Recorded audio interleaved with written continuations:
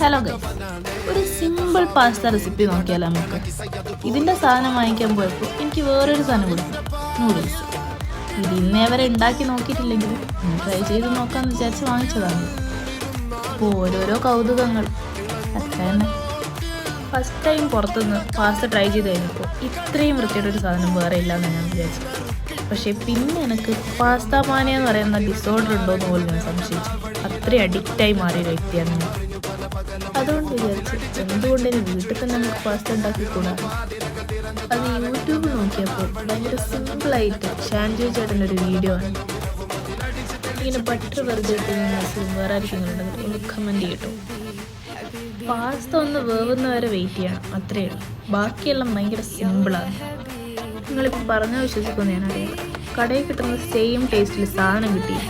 നിങ്ങൾ ട്രൈ ചെയ്തിട്ടൊന്ന് നോക്കിയൊക്കെ എങ്ങനെ ഉണ്ടാവും. അപ്പോൾ ബൈ.